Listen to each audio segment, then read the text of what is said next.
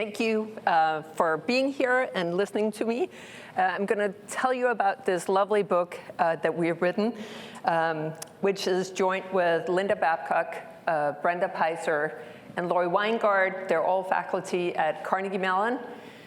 And about 13 years ago, we all got together in what, more than anything, was a self-help group.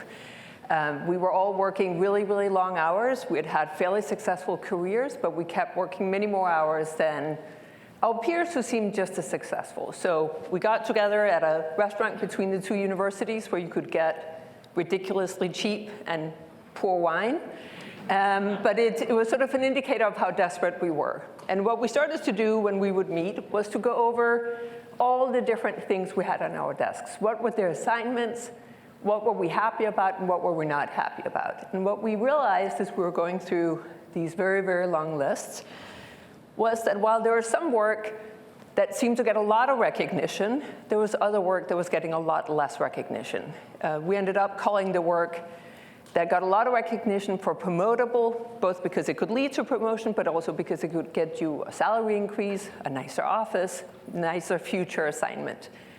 And what we realized was that we were spending a lot of time not on the work that was high in promotability, but rather on the work that was really low in promotability.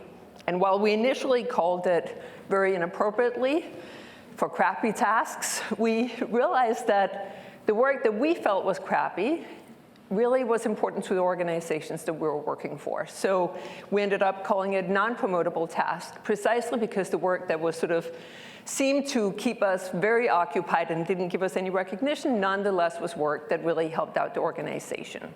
Now you might say, well, what are examples of these non-promotable tasks? How do we figure this out? And the non-promotable tasks are a little bit challenging to figure out, or NPTs as we call them for short, because what is a non-promotable task for you really depends on what your occupation is, what your experience is.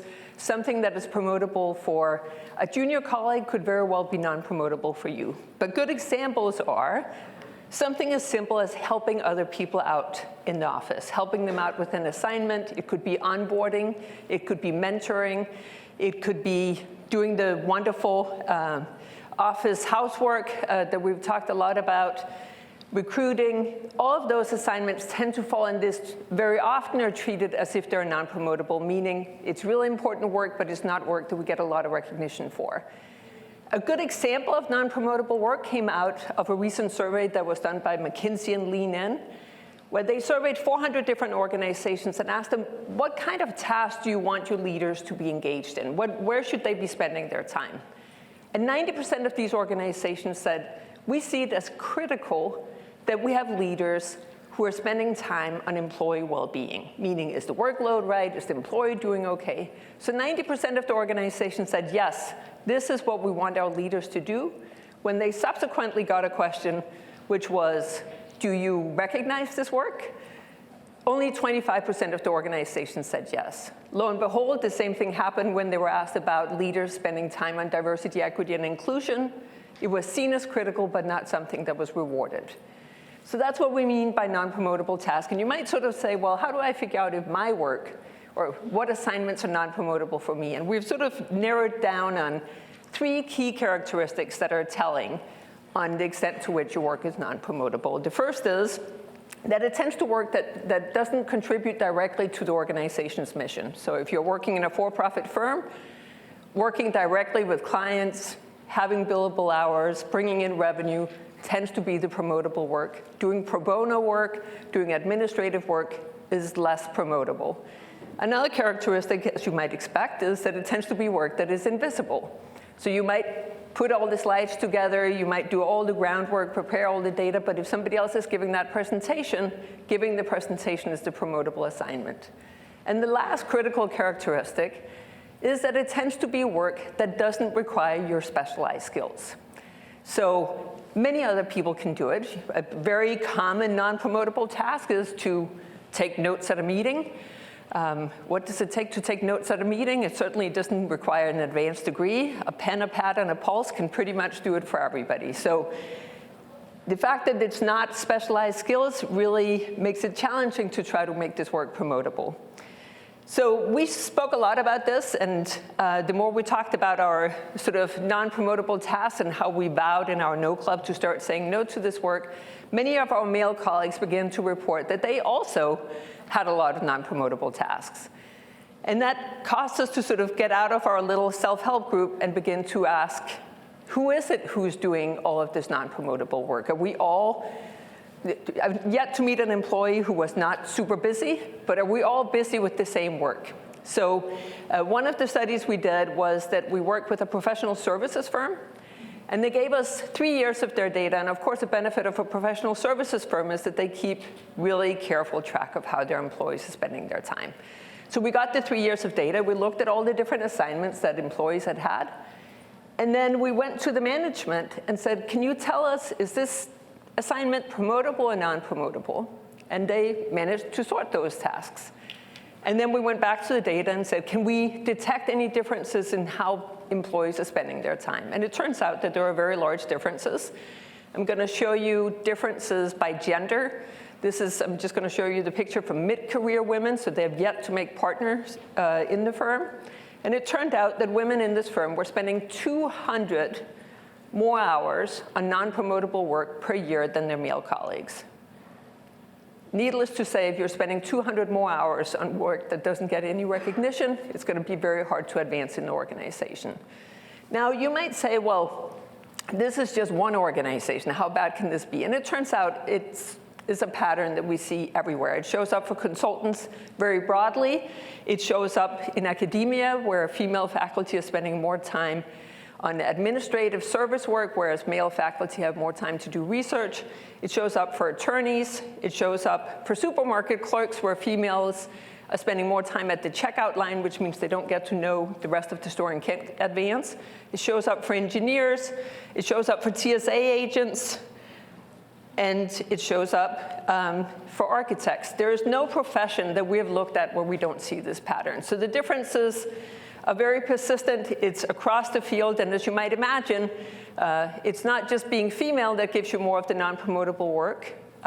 Being a female of color gives you even more of the non-promotable work. So this is results from engineers, where we can see that while white men report that they have great access to sort of good assignments, females across the board report having less access to the promotable work, and being female of color gives you even less access. So we get this very persistent pattern that suggests that we're not sharing these non-promotable assignments in any kind of equal way. Now, one problem is when looking at this data is that we don't know why people are spending their time differently. So why is it that women are spending more time on the non-promotable work? So to figure out that question, we decided to run a number of studies. And why is it important? Well, it could be that women are doing the non-promotable work because they're better at it. It could be that women are doing the non-promotable work because they like it more. If those are the reasons, it's not clear that this is something that we necessarily need to intervene on. So we wanted to see, well, what is it that causes women to take on these non-promotable tasks? What is it that ends up giving them all this non-promotable work? So we took a step back and thought about how had we gotten the non-promotable assignments that we had gotten.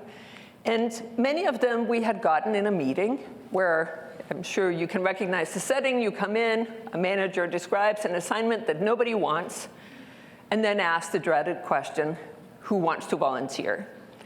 And we all know how this plays out. Suddenly, people look like they can't hear anymore. There are important messages that are coming in on their phone. Suddenly, they get chilly and have to put on jackets. There's lots of activity, but none of the activity is around raising your hand and saying, sure, I will take the task that will help everybody else out and put me at a disadvantage. So we wanted to look at that setting. Now, the challenge with doing that in sort of a natural setting is that we don't know what causes people to do certain things. So we took them into our laboratory. I have a very large laboratory at the University of Pittsburgh, and we brought in hundreds and hundreds of undergraduates. And we told them, you have 2 minutes to find a volunteer for a task that's going to benefit all of you. It's just going to benefit the person who volunteers less than the 2 other people. So we put them in these 3 groups. You have 2 minutes to find a volunteer. As you might imagine, they wait until the very end of the 2 minutes before somebody volunteers, but by and large, they find a volunteer. What was interesting was that in this very anonymous setting, women volunteered 48% more than men. So when it came to asking for a volunteer, time and again, there were in 10 different groups, women would raise their hand and say, sure, I will take on that task. Now you could say, well, how do you know that how does this shed light on why you're doing this? Well, volunteering in this particular case meant that you had to push a button on a computer, and I can assure you that men and women are equally good at pushing buttons on a computer.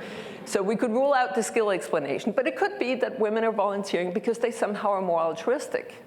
Maybe it's just because they look at the group and they say, oh, we should all be able to figure this out. We're all benefiting. The way to test that is to say, well, if females as a population are more altruistic, then it should be the case that if I have an all-female group, then they should volunteer more than if I have an all-male group. So we ran those studies, and it turns out that the minute that you remove the men from the female groups, suddenly they decrease how much they're volunteering because they can rely on the other females. And lo and behold, when you remove the women from the male group, they can suddenly figure out how to volunteer.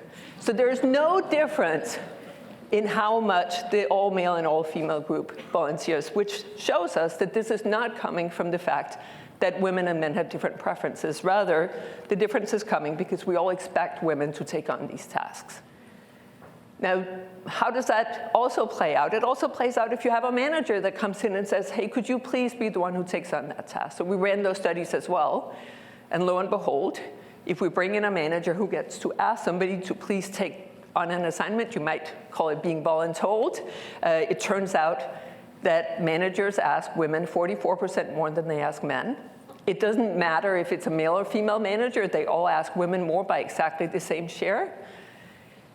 And you could sort of question, is it really a good idea to have managers ask women if they get asked over and over and over? It turns out it's a really good idea because women say yes 50% more than the men. So we get this really evil cycle where we're asking women more, they say yes more, all because we're expecting them to say yes. So we keep being reconfirmed in this belief that women are going to take on the work. Now, why is it important to show that this, in part, is coming from expectations? It is important to show that it's coming from expectations because it shows that organizations are making mistakes. No organization wants to distribute work based on who's least reluctant to take it on. They want to distribute work based on who's best at taking on the assignment. And when I say best, I mean in a comparative advantage sense. So even though you're good at organizing the holiday party, doesn't mean that that's the best use of your time. So it clearly means that organizations are making mistakes. It also means that this is not something that women very easily can fix themselves. Because what's going to happen is if everybody expects you to take on an assignment and you say no, you're going to get a much harsher response. There's a beautiful study by Heilman and Chen that shows that if women say no, they get backlash, whereas if men say yes, they get rewarded. So there are very different responses. It's not just a question of women saying no. So we're seeing this very pervasive pattern with these gender differences, and we could sort of say, well, what are the costs of having these differences? Well, it's clear that these gendered work assignments are certainly not very good for women. Right? So what are the costs to women? Well, obviously, if you're doing more non-promotable work, you're not going to advance as quickly as your colleagues. We have a series of studies now that show that if you are given non-promotable work, if your portfolio has more non-promotable work than our colleagues, you, of course, are going to get paid less. But you also can't improve your pay by going in to try to improve the pay. So if you're sitting with less valued work and you try to improve through negotiation, we keep talking about women not negotiating or not doing as well when they negotiate over compensation. Well, it turns out if you're doing lots of non-promotable work, it does not matter what you're going to say because you're not going to be successful. And importantly, it's not just financial consequences. We keep talking and we see increasing burnout by women. We see more and more women dropping out of very successful positions, in part because they're unhappy with the task assignments that they're getting. So for women, it's clearly bad, but it's also really bad for organizations. It's bad for organizations because if we end up allocating work based on these expectations, we're not going to give all of our new employees the same opportunities to demonstrate their skill. We're not going to be able to figure out who is it who should be handling the most valued client. So we're not going to be able to utilize our workforce, and we're going to end up with this really unfortunate misalignment between the corporate and the individual interest. I had an experience where I walked into my own office, and all the office furniture was gone from the lobby. And I arrived later than several of my Mellon colleagues, and I went in to ask them, has somebody made a call? The furniture shouldn't be missing. And I was told, surprisingly by some of them, that they had not noticed that the furniture was gone. Some people might characterize that as being strategically incompetent. Others, on the other hand, told me that it was not their job to report on missing furniture in the office. And I told him that, surprisingly, none of us had it written in our contract that that was our job. And the problem with us not recognizing the non-promotable work is that everybody benefits from shirking on it. So the people who are going to end up picking it up are those who have lowest status, have lowest empowerment, and they're going to keep picking it up because nobody else is going to come in and help them. So what are some of the solutions that we can think of? Well, first of all, it's clear that this is not a fix the women problem. We keep saying, oh, women are behind in this dimension, women are behind in this dimension, let's fix them and make them more like the successful men. There's no organization that will say that we need more people who say no. We need more people who say yes. And the only way you're going to get more people who are saying yes is by thinking about the obvious solutions within the organization. So those organizational solutions, first of all, just to become aware of this problem. Prior to our work, we didn't have a term for non-promotable task. Bringing that term to front and center is going to make it easier for people to say, my career is going in the wrong direction because I'm spending 3 days a week on work that you don't really recognize. So bringing that awareness, spending time when we hire new employees to not just show them where the coffee machine is, but also show them what is it that really matters if you want to advance in this organization. Challenging our organization to try to document how bad things are. Spoken to lots of CEOs who say, yes, I know that's a big problem in other organizations, but it's not a problem in mine, which is wonderful. Then you should document and celebrate you as being the only organization we've come across that doesn't have this problem. But at a very practical level, there are many, many things we can do. Instead of asking for volunteers, let's just take turns. When I go into the meetings at the University of Pittsburgh now, where we used to ask for a volunteer, we've had this amazing technological advance, which is called a knitted hat with names in it, which seems silly, but I can assure you the whole game that we play where everybody says that they're busy, we don't have to play that anymore. So taking turns, and also encouraging managers to be aware of what is your job as a manager. Our scarcest resource in any organization is employee time. It's the manager's job to figure out how to allocate that work. We have a lot of managers who think that these self-managed teams do better. Those self-managed teams are going to end up with the least empowered employees doing most of the non-promotable work. Another thing that we can do, of course, is to think about how we reward work. And by that, I don't mean that we can make non-promotable work promotable. A true non-promotable task cannot become promotable because it doesn't require your specialized skills, which means if you're not doing it, somebody else is going to do it, and the person who's going to get an outside offer in the competitive market that you're in is not the person who's good at doing the non-promotable work. But what you can do is to recognize it, and you can have expectations for it. So when we worked with the Harvard Kennedy School, what they introduced is a very clear point system. If their faculty haven't performed enough of the non-promotable work, they cannot get a satisfactory performance review. So that's another way of sort of bringing it in. And the benefit by getting more and more people to contribute to this is that we can also start reassessing, are there things that fell into the wrong group? Something like onboarding, it is surprising that something as critical as onboarding is not treated as a promotable task. Losing an employee can cost between a half-year salary and a whole year's salary. Getting onboarding right is clearly important, and it's not something everybody can do. So we have lots of organizational solutions in the book. As much as I want to say this is not a women's problem, until the organizations get fixed, there are certainly things that females can do themselves. We talk about it in the book. We encourage you, if you're struggling with, to join the many no clubs that are popping up. But as the first step to all of this is really to get an awareness to this problem of non-promotable work. talking about it, making others aware of how their careers is going to go to the wrong place if they spend too much time just satisfying and not thinking about the strategic and most valued work. So thank you so much. That's all I have for you today. Thank you.